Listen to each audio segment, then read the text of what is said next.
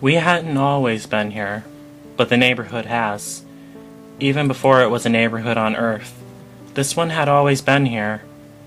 Here for those that would be lost on these cursed grounds.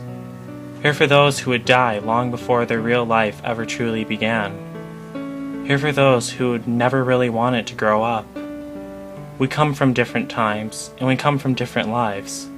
But one thing remains true of all of us.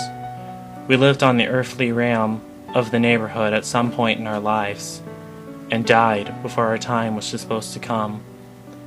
We don't remember much of our lives in the cul-de-sac since the last member of our group joined us, and we certainly won't remember when the next spirit comes. But here's what we do know. Rolf was the first to come here. Unlike most of us, he was born in far-off lands, and even in the afterlife hasn't lost touch with his old world upbringing. He lived in the neighborhood before it was developed, the son of a shepherd. He and the rest of his family came to start a farm on the lands that would soon turn into the place we would all eventually reside in. He was proud of his heritage and respected his ancestors. He died in 1903, while he was on his way to town to buy farming supplies. He was shot and murdered by a hate group against immigrants. He continues to go about the farm business on a daily basis in the afterlife, but he is more than happy to occasionally neglect his livestock to play with the other children of the neighborhood. Johnny was always the lonely child. In fact, Rolf actually became his first human friend ever when he came to the cul-de-sac after his death. His parents moved on to the grounds of Rolf's former farm not long after his death. With no children around, and no field work to take up his time, as it did Rolf's, Johnny drew into his own mind. From this, Plank was born. Together, they wandered the countryside, climbing trees and getting themselves in trouble. Sadly, this didn't last forever. In 1922, the Ku Klux Klan set his house on fire, burning it down to the ground.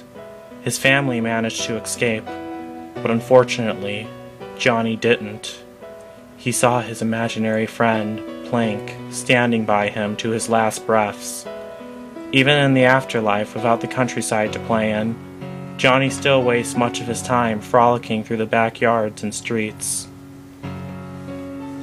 Eddy was the next to come. Eddy was born in New York City, but moved to the neighborhood in 1932, just as the Great Depression was hitting its full swing. The neighborhood, while still different, was beginning to take form from the fields of its past families moved in, and split up the lands that had once belonged to Rolf's family.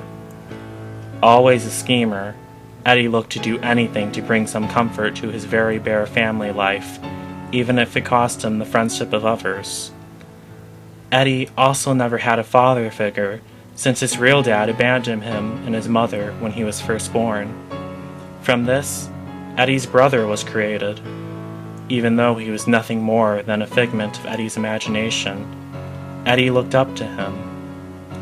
Eddy died in 1939 after one of his great plans to swindle a sap backfired. He drowned while trying to cross the local river after trying to run away from the angry kids that he tried to deceive. Even in the afterlife, he continues to chase after the almighty dollar. Sarah and Ed came together not too long after that. By the late 1940s, the cul-de-sac had already nearly taken its final form as one of the pre-planned developments that became popular in the post-war era. As brother and sister, growing up in the chaos of World War II, they both had various ways of escaping their lives as children of a GI and a hard-working mother. Sarah became enraged and controlling as she sought to make sure that everyone around her knew that she was in charge, all in an attempt to copy off her view of the hustle and bustle of her often working mother. Ed, on the other hand, went about it in a completely different way. He just shut it out entirely. In fact, he shut out nearly everyone and everything in the world, entirely becoming what appeared to be a complete idiot. Ed chose instead to become completely involved in the monster movies and comic books that began to pop up after the war had ended. When their father finally came back from fighting in World War II, he had gone insane from the horrifying memories on the battlefield. He would beat his wife and abuse Sarah and Ed. Eventually, Ed, Sarah, and their mother left their insane father and fled to the cul-de-sac in Peach Creek. Their father was still responsible for paying child support for Ed and Sarah, but since he couldn't find a good-paying job at all, he could barely afford it. He then decided to track them down and murder them. It wasn't too long that he found them in Peach Creek. On a warm summer afternoon in 1953, Ed's father found Sarah playing at the neighborhood playground. He tried to kill her, but Ed intervened and sacrificed himself to save his little sister. Sarah was emotionally shattered by the loss of her only brother. She eventually blamed him for his own death and developed a deep rage for him. 2 months later, after Ed's death, his father came back to the playground Sarah was playing at that day. That time, she didn't survive. Even in the afterlife, Sarah still holds a deep rage against Ed for abandoning her, and Ed still does whatever he can to earn her forgiveness. Naz came a time after the brother and sister. She was a flower child born to a pair of hippies during the establishment in the late 60s. She was a naturally beautiful girl that always had a way with boys and men alike. She lived life on a whim, and often went about flirting and playing without any intentions. She died in possibly the most horrible way of any of the children in the neighborhood. In August of 1979, a serial killer had broke out of the local asylum. He slipped into her house in the dead of the night while she was having a sleepover with her friends. He tied up her friends and left them unharmed. Then he kidnapped Naz. Her family and friends searched desperately for her. The whole neighborhood pitched in, and numerous investigators trying to find out what happened to her. Unfortunately, she would never come home alive. In October of 1979, her body was found near the gag factory in Lemonbrook. She was tortured to death and murdered. The man who did it was found a short time after that and was executed in 1982. In the trauma of these events, she, in a way similar to Ed, shut out the world entirely and forgot of her parents and siblings, which is why in the afterlife she doesn't receive demands from the non-existent parents, unlike many of the others. This gives her more time to lounge around and party, as she often did. It didn't take long before Double D joined the rest of the neighborhood. He was the child of two highly controlling professionals. Despite their constant absence, they dominated his life. As such, Ed became quite the intellectual and a rather meek and shy figure. Always the curious type, he loved to experiment, and when given the time away from school and the constant chores of his parents, he was also never into sports, and was often uninterested in physical activity. He died at school in 1985 during a dodgeball game. During the game, one of his classmates threw a ball so hard at him that it knocked him unconscious. When he landed on the ground, his skull cracked open. He fell into a deep coma and died at the hospital a few days later. In the afterlife, he wears a hat to hide the scar of his injury that led him to his untimely death. He also continued to follow the written orders of his parents long after his death. He never forgot about his fear of dodgeball either. Kevin was next to join the group. He was born on the day of Double D's death, and he was the complete opposite of Double D too. Kevin came from a broken home and developed a bold personality. In his life, he was always angry and took it out on the other children. His abusive father would rarely pay him any attention in life, and would end up bringing about the end of it. In a drunken rage, his father beat him and stabbed him to death after Kevin attempted to stand up to him. He died on the way to the hospital in the winter of 1999. His father spent the rest of his life in prison.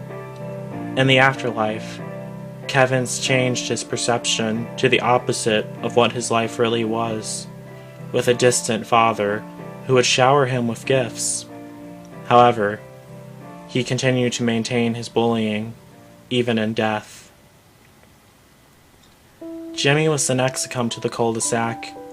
He never had a father figure and was raised by his overly caring mother.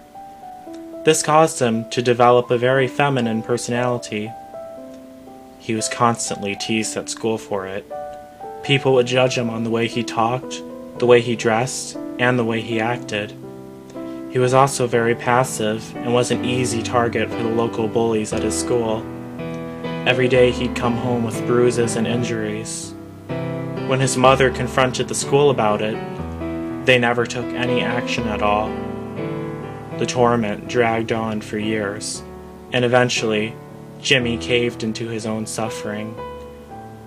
He committed suicide on April 16, 2000, by overdosing on Tylenol. In the aftermath of his death, his mother won a lawsuit against Peach Creek Junior High for not doing anything about the bullying that caused her son's death. The Kinker sisters were different from the spirits of the cul-de-sac. They were never of the earthly plane of existence. Instead, they were children of demons. They seemed to possess abilities impossible by the standards of the others, such as the ability to appear nearly anywhere instantly. They were sent from hell to torment the already tortured souls of the neighborhood. Surprisingly, they are attracted to the Eds for unknown reasons, although it is speculated that they are the weakest-willed members of the neighborhood and are seen as easy targets by them. Despite that, they are universally loathed and often feared by everyone, including the Eds. But there is only one spirit that doesn't fear them.